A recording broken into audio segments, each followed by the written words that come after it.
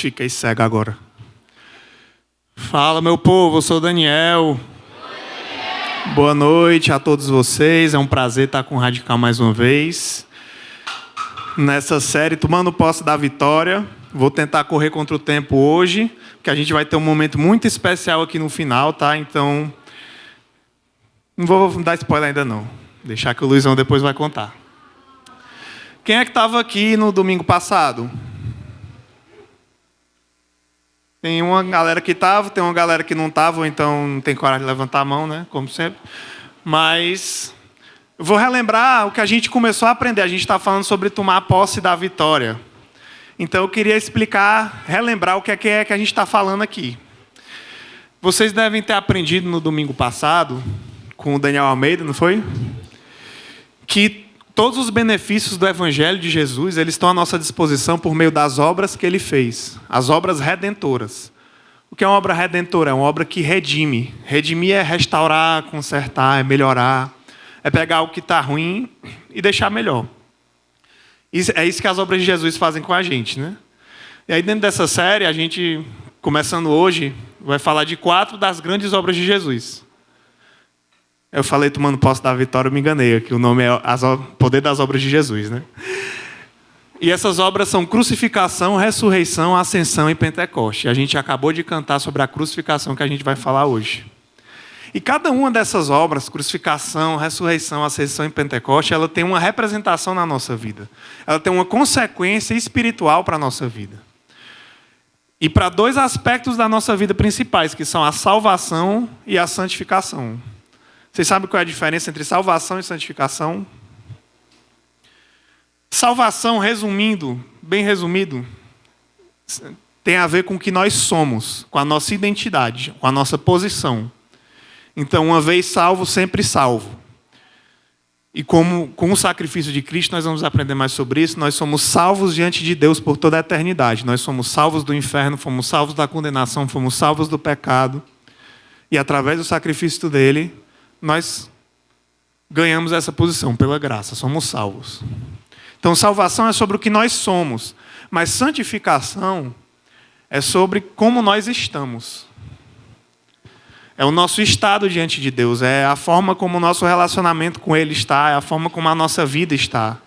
E ao longo da nossa vida, a nossa contínua relação com Deus vai nos transformando segundo o caráter dele, vai nos transformando para a gente ser mais parecido com Jesus. E é isso que a gente chama de santificação. Então deu para entender essa diferença? Salvação é o que eu sou, fui salvo por Deus, pela graça. Santificação é como eu estou, é uma transformação contínua. Então guardem esses 2 conceitos, porque isso vai ser importante para a gente entender como as obras de Jesus transformam a nossa vida. E aí, falando sobre essas obras, a gente fala muito que essas obras trazem vitória. Quem aqui já ouviu falar que nós temos vitória em Cristo? Mas você sabe o que é que significa vitória em Cristo? Geralmente, quando o pessoal fala disso, é que com Jesus eu vou ganhar muito dinheiro, né? Não é não? Com Jesus eu vou ter muito sucesso. Com Jesus eu vou arranjar a menina ou o cara que eu gosto. Só que quando a gente olha para a realidade de Deus, a gente vê que essas coisas são mais banais do que parecem.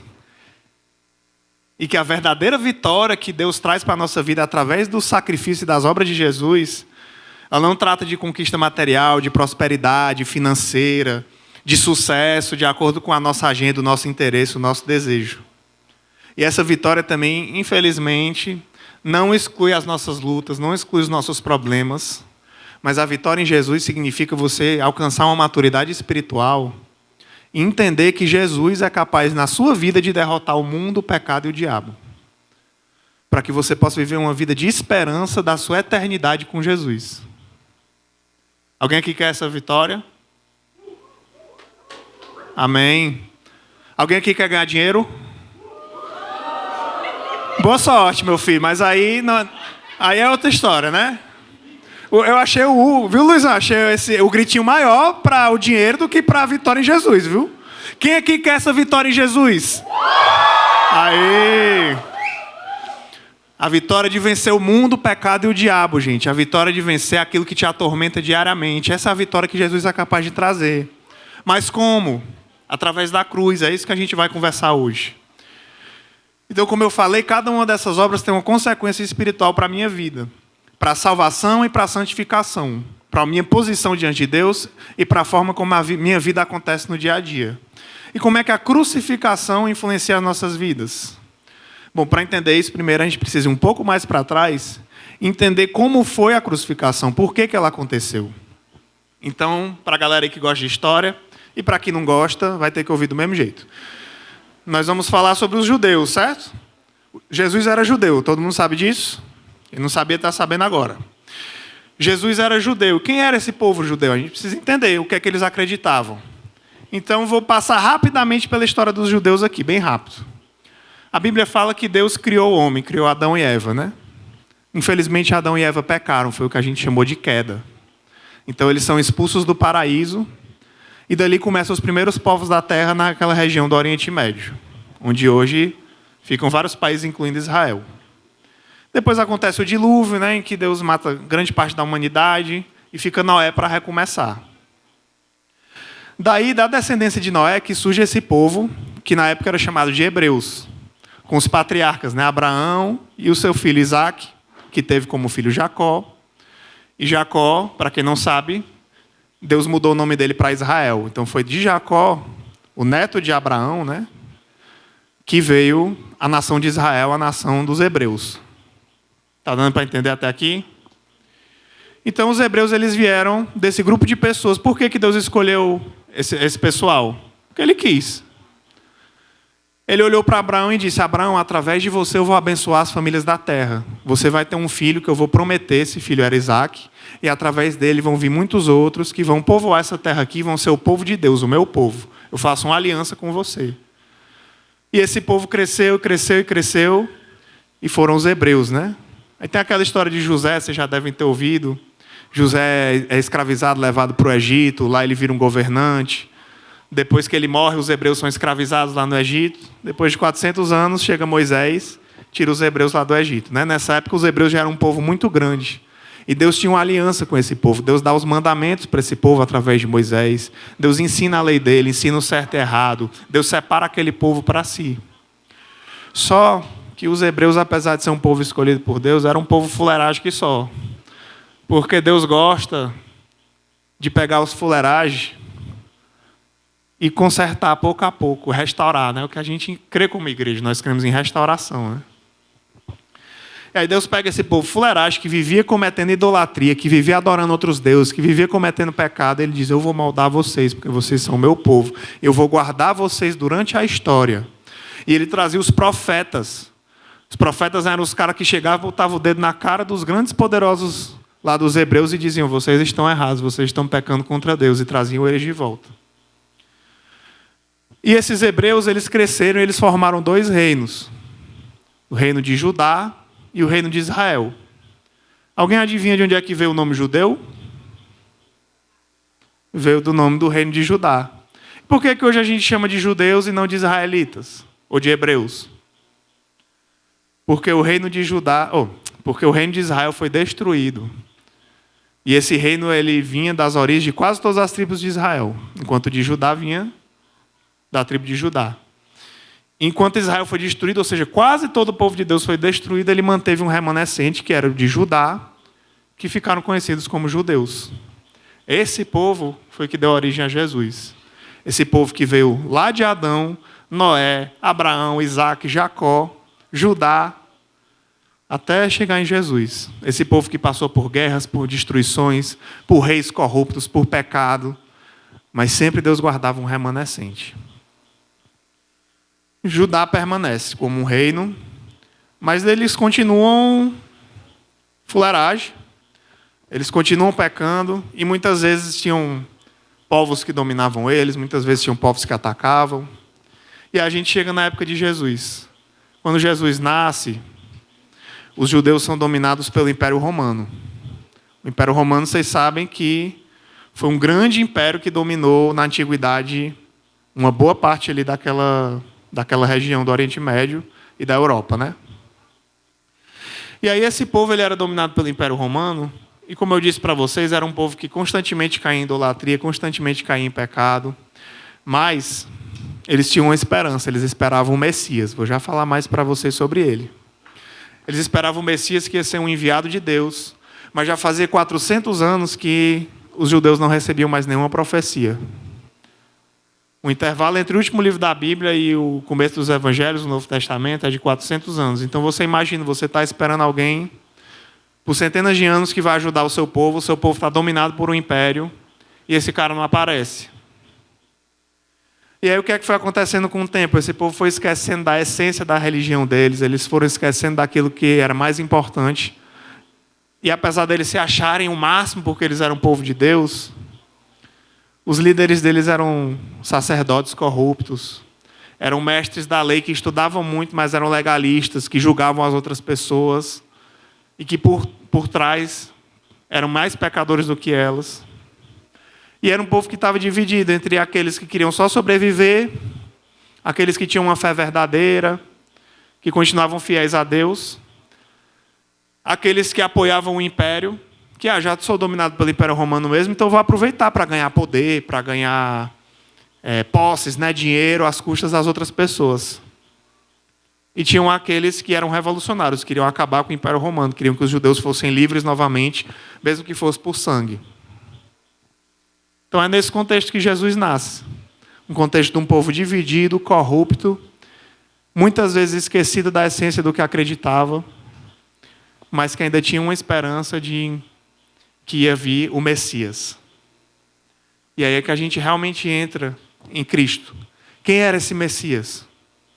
Messias significa ungido. Ungido é uma pessoa preparada por Deus. A unção era um ritual que preparava reis, sacerdotes, usando óleo, como se fosse declarando que aquela pessoa é abençoada por Deus para fazer aquilo. Então Jesus era... Eles não sabiam, mas eles esperavam um cara que ia ser ungido de Deus. E a palavra de Deus fala sobre esse cara que viria centenas e centenas de anos antes dele aparecer. E ela profetiza várias coisas sobre ele. Eu vou dar aqui apenas alguns exemplos rapidinho. Isaías 9,6. Em Isaías 9,6, Isaías escreveu assim: porque um menino nos nasceu, um filho nos foi dado, e o governo está sobre os seus ombros. Ele estará chamado Maravilhoso, Conselheiro, Deus Poderoso, Pai Eterno, Príncipe da Paz. Então, só por isso aí você já vê que esse menino que ia nascer, ele era Deus, Isso foi escrito 800 anos antes de Cristo, tá? O profeta Daniel profetizou sobre a vinda do Messias. Ele calculou lá que 70 anos se passariam depois... Aliás, 70 vezes 7, se eu não me engano. 490 anos se passariam depois da época dele, até chegar o Messias, que ele chama ungido, o líder. E ele fala ainda assim: depois desse tempo, o ungido será morto, e não haverá lugar para ele. Então eles profetizaram que nasceria um menino, que seria Deus, e que seria morto um dia. Além de ser ungido, além de ser um enviado de Deus, esse Messias que os judeus esperavam, ele era um rei e um libertador aguardado. A palavra de Deus fala isso desde o Gênesis. No momento em que Eva e Adão pecam, Deus fala assim: eu vou pôr inimizade entre você e a mulher. E o seu descendente, o descendente da mulher, vai ferir a cabeça da serpente. A serpente vai ferir o seu calcanhar, mas ele vai pisar a cabeça dela. O que ele estava dizendo? Um dia eu vou mandar alguém que vai ser descendente dessa mulher, que vai pisar na cabeça do diabo que causou essa tentação. Gênesis 49:10 diz que o cetro não ia se apartar de Judá, ou seja, que sempre ia haver um rei de Judá profetizado. Isaías 9,7 fala que ele vai estender o seu domínio e vai haver paz sem fim sobre o trono e sobre o seu reino. Isaías 11 diz que um ramo vai surgir e das suas raízes brotará um renovo. O Espírito do Senhor repousará sobre ele. Tudo isso são profecias centenas de anos antes sobre Jesus. A palavra também dizia que ele ia ser um líder humilde, justo e misericordioso. Que ele ia nascer em Belém. Que ele viria justo e vitorioso, humilde, montado num jumentinho. Zacarias escreve isso. Ou seja, ele ia ser um líder humilde, um líder amoroso, um líder com compaixão.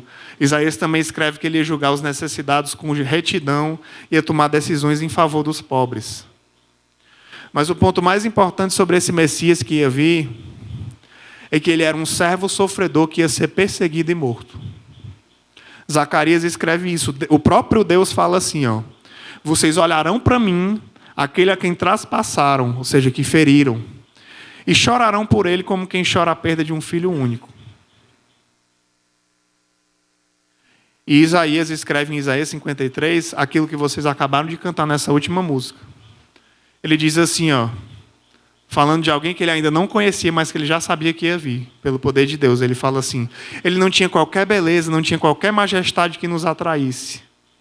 Foi desprezado e rejeitado pelos homens, mas ele tomou sobre si as nossas enfermidades e levou sobre si as nossas doenças. Mas nós o consideramos castigado por Deus. E ele foi traspassado por causa das nossas transgressões, foi esmagado pelas nossas iniquidades. E a frase que está na música, o castigo que nos trouxe a paz estava sobre ele, pelas suas feridas fomos curados. Ele foi oprimido e afligido, contudo não abria a boca. Como um cordeiro foi levado para o matadouro. Esse era o Messias que ia vir, certo? Esse era o prometido de Deus. Ele era um rei, era um libertador, ele era um líder, mas ele era um homem que ia servir e sofrer. Só que os judeus naquela época eles esperavam outra coisa. Alguns deles queriam um libertador político que acabasse com a dominação do império, né, como eu já falei. Outros queriam alguém que mantivesse as regalias, os privilégios que eles tinham, que deixasse eles confortáveis nos templos, com as suas riquezas. E aí, quando você olha para esses textos, dá para ver claramente que não era isso que eles deviam esperar, né? Que o que a Bíblia profetizava era outra coisa. Mas isso é exatamente o que a gente faz hoje. A gente não precisa esperar, ele já veio. As palavras dele estão registradas na nossa mão. E mesmo assim, tem aqueles que ainda hoje esperam um Jesus revolucionário, que vai transformar toda a sociedade, que vai acabar com a desigualdade, que só pensa na pobreza, na fome, mas não pensa na pobreza espiritual, na fome pela verdade. E do outro lado, tem os conservadores extremos, que esperam um Jesus confortável demais, que não questione a sua posição de poder, de riqueza. São pessoas que querem explorar o povo de Deus por dinheiro, querem receber votos em nome de Jesus, mas só para buscar os seus próprios interesses. Querem que os cristãos dominem o país inteiro, mas não querem viver a humildade, a caridade, o amor incondicional e a misericórdia de Jesus. Ainda hoje nós temos pessoas assim, que veem Jesus como esse cara que vai satisfazer o seu interesse. Cada um de nós cria o seu próprio Jesus. Mesmo a gente tendo as palavras dele para se inspirar. Então esse povo criou o seu próprio Messias. E esperavam um Messias do seu jeito. E aí vamos lá. Eles estavam esperando esse Messias. E tem um outro ponto que a gente precisa falar. O que era a crucificação? Rapidamente, a crucificação era um método de execução do império. Eles torturavam a pessoa, eles humilhavam ela publicamente, eles penduravam ela num pedaço de madeira para sangrar até a morte. Isso era feito para criminosos, para traidores, para criminosos seríssimos contra o império, que eles queriam humilhar e mostrar claramente, dar um exemplo. E para o judeu, especialmente, essa era uma morte humilhante, sabe por quê? A própria Bíblia diz assim, maldito é aquele que morrer pendurado no madeiro. Deuteronômio 21, 22 a 23, está escrito isso. A lei do próprio Deus diz assim, se um homem culpado de um crime que mereça a morte for morto e pendurado no madeiro, não deixe um corpo no madeiro durante a noite. Enterre naquele mesmo dia, porque qualquer que for pendurado no madeiro está debaixo da maldição de Deus. E aí veio Jesus, o Filho de Deus, para ser crucificado. Aquele que amou, que foi humilde, que foi servo, que ensinou a verdade. Por que ele foi crucificado? Por que ele precisava ser crucificado? Aí quando eu li esse versículo, eu pensei assim, cara, Deus se fez maldito diante dos homens por nós. Fala, meu Deus. Deus se fez maldito diante dos homens por nós, foi o que eu pensei. Mas se você ler direitinho esse versículo, diz assim, se um homem culpado de um crime que mereça a morte for morto e pendurado no madeiro, ele está debaixo da maldição de Deus. Mas Jesus era o único homem que não era culpado de crime nenhum. Em toda a história da humanidade, era o único homem que não era culpado de absolutamente nada. Porque ele era o Deus criador e perfeito, sem pecado. E foi logo esse homem que foi o cumprimento dessa maldição. Nós somos culpados de crime. Cada um de nós que está aqui hoje, infelizmente, é culpado diante de Deus de um pecado. provavelmente de vários. Eu sei que eu sou, de muitos. Mas ele não tinha nenhuma culpa. Então por que ele morreu? Foi por amor a nós. Ele morreu porque alguém precisava pagar o preço. E aí eu pergunto para você uma coisa: o que é que a cruz tem a ver contigo? Eu queria poucas pessoas aqui para me responder. O que significa a crucificação para você? Quem tem coragem de me dizer? Salvação. Quem mais? Livrar-se dos seus pecados. Mais duas pessoas. Esperança. Amor. Eu separei rapidinho algumas palavras aqui, porque eu fiz essa pergunta previamente para algumas pessoas, e elas falaram o seguinte, ó: redenção, amor, amor incondicional, graça imerecida, obediência, dependência, resgate, salvação, mortificação do eu, entrega por um propósito, reconciliação e liberdade, sacrifício de amor, obediência, fé e dependência, um grande sofrimento que Jesus passou por mim, morte que gerou vida. Uma pessoa escreveu assim, achei muito legal: na minha vida representa a morte do homem que eu era. Outra colocou graça e misericórdia, a maior representação do amor, mesmo eu não merecendo. E assim vai, várias outras escreveram. Teve uma também muito legal que falou assim: ela é passagem da antiga vida separada de Deus para a nova vida na presença de Deus eternamente. Então, eu vou pular algumas citações que tem aí no slide, para a gente identificar logo aqui que palavras que se repetem. Eu lendo todas as coisas que me mandaram, eu vi que se repetiam palavras bem pesadas: sofrimento, morte, obediência, sacrifício. Mas aí, de repente, também vi se repetindo amor, salvação, graça e passagem. Passagem do quê? Da morte para a vida, das trevas para a luz. Como foi a frase que tu falou, amor? Para ti a cruz é o quê? Vida. Uma vida que se perde para que muitas vidas se achem, né? A cruz é exatamente isso. Ela é um paradoxo, porque do maior sofrimento, da maior tragédia da humanidade, que foi o Deus verdadeiro e maravilhoso sendo morto, surgiu a coisa mais linda da história, que foi o perdão dos pecados da humanidade. E essas palavras têm tudo a ver com o que o nosso pastor mesmo apresentou no domingo passado, em que ele falou sobre os benefícios de cada uma das obras de Jesus, e os da crucificação são esses, ó. Para a nossa salvação, o benefício é reconciliação com Deus. Por meio da cruz eu sou reconciliado, porque o meu pecado é perdoado, então eu sou justificado diante de Deus. E para a minha santificação, ou seja, para a minha vida contínua, o benefício de Jesus é o abandono contínuo da minha velha natureza. Por que isso? A cruz, ela muda a minha posição diante de Deus, a minha salvação. Eu fui resgatado, pronto. Mas ela também possibilita uma vida nova. Santificação é eu abandonar a minha velha natureza. Quem era o meu velho homem? Era aquele que era escravo do pecado. E quem é o meu novo homem agora restaurado? É aquele que ainda tem tentações, mas que ele luta diariamente contra o pecado. Essa é a minha nova natureza. É isso que a gente precisa buscar. É isso que significa buscar santificação. E a cruz nos permite isso. Porque ela foi a morte do meu velho homem através da morte de Cristo. Eu estava perdido, eu fui salvo. Eu estava morto, eu renasci. Eu estava condenado, eu fui perdoado. É isso que a cruz faz com a nossa posição. Só que agora que eu fui liberto por Deus, agora que Jesus venceu o pecado por mim, eu preciso caminhar em vitória. Alguém quer essa vitória? Ainda quer? Mas essa vitória, gente, não é fácil. Ela depende de eu conhecer a verdade que me liberta da escravidão do inimigo. E me liberta da escravidão de mim mesmo, dos meus próprios desejos, das minhas próprias escolhas, dos meus próprios pecados. Só que às vezes a gente é tão tentado e a gente cai tantas vezes que a gente não se sente vitorioso, né? Então qual é a resposta? Como é que eu consigo ser vitorioso? Como é que eu consigo deixar de fazer o mal que eu não quero e fazer o bem que eu desejo fazer? Jesus falou: conhecereis a verdade e a verdade vos libertará. A chave para vencer em Cristo é conhecer a verdade. E aliás, quem é a verdade? Alguém sabe quem é a verdade? Eu sou o caminho, a verdade e a vida, ele também falou. Então ele é a verdade. Então conhecer a verdade é conhecer Jesus. Então eu não posso ser guiado pelo meu sentimento, eu não posso ser guiado pelo meu coração. Eu não posso pensar assim, eu sou filho de Deus, mas eu não me sinto amado, então eu não sou amado. Eu tenho desejos pecaminosos, então eu tenho que ceder a eles, porque é o que o meu coração quer. Eu tenho dons, mas eu não me sinto digno de usar, porque eu sou pecador. Não, cara.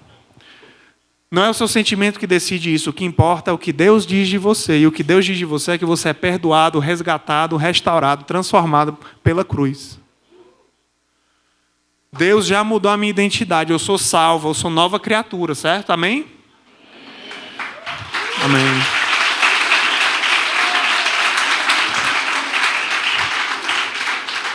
E se eu sou nova criatura, então eu preciso caminhar com Jesus como uma nova criatura. Eu preciso conhecer o amor de Deus, eu preciso conhecer a graça dele na minha vida. Eu preciso viver como uma nova criação.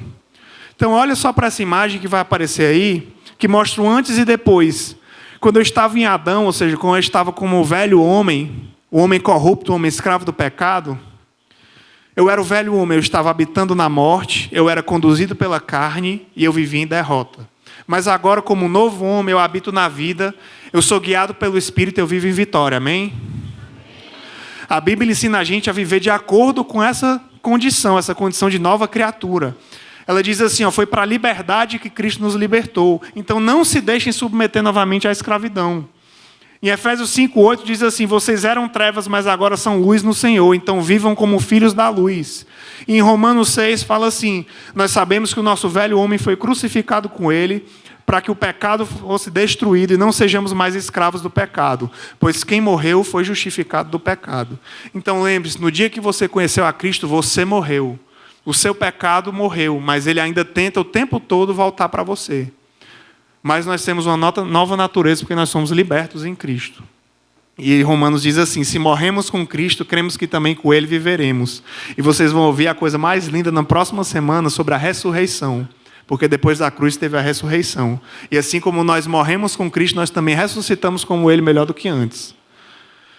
Então, para finalizar, beleza, eu fui salvo. Agora eu preciso olhar para frente. Ser transformado diariamente, certo? Eu já falei para vocês que a nossa nova criação significa que o nosso velho eu, o nosso Adão foi morto, e o nosso novo eu em Jesus surge. Então viver em santidade agora é olhar para a cruz e entender que ela me capacita a deixar o meu velho homem para trás, a abandonar a minha velha natureza, a entender que eu sou reconciliado, resgatado, transformado por Jesus. E aí, em 1 João 5,18 diz assim, nós sabemos que todo aquele que é nascido de Deus não vive em pecado. Isso significa que eu não peco. Isso significa que eu não vivo no pecado, que eu não habito no pecado. O crente ele não vive na prática constante do pecado sem arrependimento. Isso é incoerente com a sua nova natureza.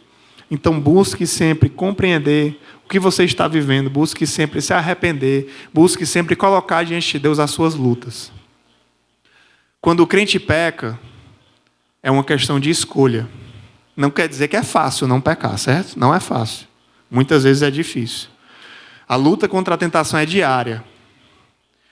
Mas o crente, ele tem a capacidade dada por Deus de lutar contra a tentação e se afastar do pecado ao se aproximar de Deus, se relacionar com Ele, conhecer a Ele através da sua palavra, através da oração, através da meditação nele. A nossa escolha errada é aceitar momentaneamente um padrão de comportamento que é do nosso velho homem, daquele que habitava no pecado. Mas nós podemos rejeitar e considerar esse padrão inoperante no momento em que nós cremos no que a palavra de Deus diz, que esse velho homem foi crucificado com Cristo. Então, vamos tomar posse dessa vitória, no sentido mais belo possível, que não é a vitória do sucesso, não é a vitória do dinheiro, como eu falei, é a vitória de buscar a santificação. E aí eu deixo um último versículo para vocês e uma conclusão. Da mesma forma, se considerem mortos para o pecado, mas vivos para Deus em Cristo Jesus. Portanto, não permitam que o pecado continue dominando a sua mente e o seu corpo, fazendo com que vocês obedeçam aos seus desejos. Antes se ofereçam a Deus como quem voltou da morte para a vida, e ofereçam os membros do seu corpo a Ele como instrumentos de justiça. Amém? Então, salvação é a minha posição, fui salvo, mas a santidade é exercício, então não deixe de exercitar. Se você para de exercitar o seu corpo, você logo engorda, fica com colesterol alto, fica com problema de glicose, tem problemas de saúde diversos. Da mesma forma, espiritualmente. Eu preciso sempre me exercitar espiritualmente. Então, eu queria fechar com vocês alguns passos práticos aqui, para a gente seguir para o próximo momento. Qual é o caminho da vitória? É eu considerar que Deus me criou como uma pessoa. E como pessoa, eu tenho elementos como corpo, mente, espírito. E desses elementos dependem as minhas funções, emoções, desejos, fé, atitude, certo? Quando eu fui criado, quando nós somos criados, humanidade, Deus deu o controle para a gente dessas funções. Só que quando nós caímos em pecado, nós perdemos esse controle. Então nós somos desde o nascimento escravos das nossas funções, dos nossos desejos, das nossas emoções. Mas o crente precisa então buscar reaver o controle dessas funções, ou seja, ele precisa buscar ser transformado em Cristo para ele conseguir então ser, não ele Senhor de si, mas entregando para Jesus, Jesus ser o Senhor dos seus atos, das suas emoções e dos seus pensamentos. Como é que eu faço isso na prática? Primeiro, eu trato o pecado como um estranho, como um invasor. O pecado não é mais parte de mim. Agora o pecado é alguém que tenta invadir a minha vida, que tenta me tentar, mas ele não é parte de mim mais. Eu reconheço que a verdade, o amor e a santidade em Jesus, eles são compatíveis com a minha nova natureza, mas não são compatíveis com a velha. Então eu preciso quebrar os meus padrões de pecado. Eu preciso lutar o tempo todo contra aquilo que me faz mal e começar um novo padrão de vida, de relacionamento com Deus, baseado em verdade, amor e santidade. Então eu respondo à tentação com a disposição correta, que é confiar e esperar em Deus, com o ataque correto, que é resistir ao diabo e rejeitar o pecado, e com a atitude correta, que é orar diante de Deus, pedindo a ajuda dele e escolher viver a santidade que ele colocou na minha vida. Amém, gente? Então eu queria chamar o Luizão aqui para a gente dar seguimento e a gente orar juntos, entregando então o nosso corpo, a nossa mente, o nosso espírito, para o que Deus sendo chamado para viver, que é salvação e santidade.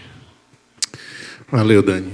Obrigado pela palavra. Acho que a gente teve um momento aqui onde a gente teve uma explanação muito clara sobre história, sobre a palavra de Deus, muita coisa importante que vale a gente pensar durante a semana, né, lembrar disso. Quem quiser, né, durante esses cultos aqui que a gente vai ter ao longo do mês, vai atravessar para o mês seguinte, quiser trazer um caderno para fazer anotações, guardar ou anotar no celular, para depois você compartilhar isso no seu GR, é muito legal, porque não acaba aqui. Aqui é só um estímulo para que você faça isso na sua casa, com seus pais, com seus irmãos, com seu GR.